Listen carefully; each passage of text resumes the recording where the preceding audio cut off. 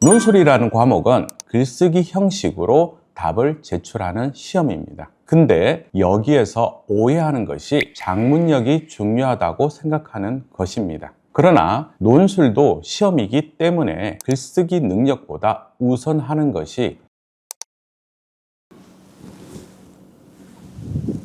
안녕하세요. 대치메이드 어나더 레벨 인문논술 강사 현승엽입니다. 이번 영상에서는 논술이라는 시험 문제에 대해서 설명드려 볼까 합니다.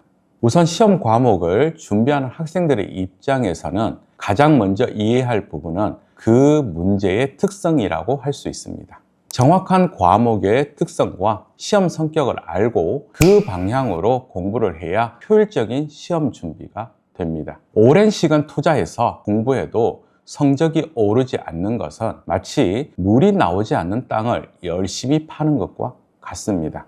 정확하게 물이 나올 포인트를 알고 그것을 집중해서 파야 적은 노력으로도 물을 얻을 수 있는 것과 같은 이치입니다. 논술이라는 과목은 글쓰기 형식으로 답을 제출하는 시험입니다. 근데 여기에서 오해하는 것이 작문력이 중요하다고 생각하는 것입니다. 그러나 논술도 시험이기 때문에 글쓰기 능력보다 우선하는 것이 바로 문제의 답을 찾아내는 것이라는 점입니다. 논술 문제는 다양한 형태의 자료와 그리고 그 자료를 이용한 답을 쓰는 시험입니다.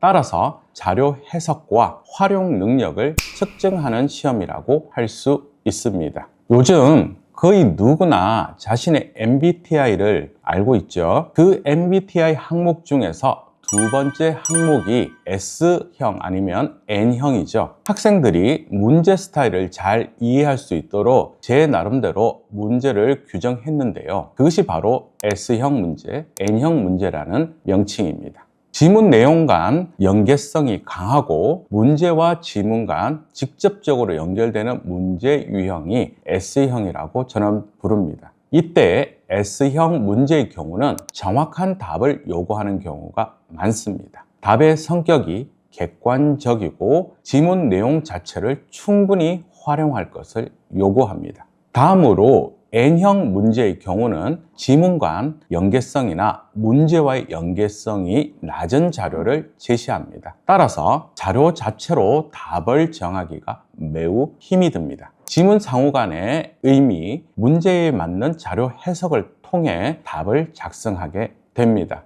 따라서 주관성이 강한 답을 작성하게 되는 것이 특징입니다. 이처럼 논술 문제마다 그 출제 방식이 다르고 S형 혹은 N형 문제를 어느 정도로 섞어서 내느냐에 따라 논술 문제의 성격이 대학마다 다르게 됩니다. 이와 같은 논술 문제의 성격을 제대로 이해하고 S형 문제를 풀어내는 훈련, 또 N형 문제를 풀어내는 훈련을 통해 논술 시험에 대한 준비를 짧은 시간에 효율적으로 해나갈 수 있게 됩니다.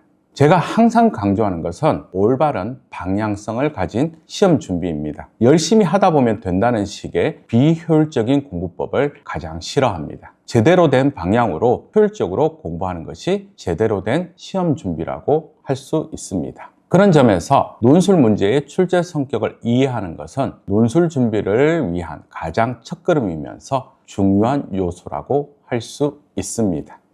이상으로 논술 문제의 성격에 대한 제 설명을 마치도록 하겠습니다. 더 많은 영상이 궁금하시다면 구독, 좋아요를 꾹 눌러주세요. 감사합니다.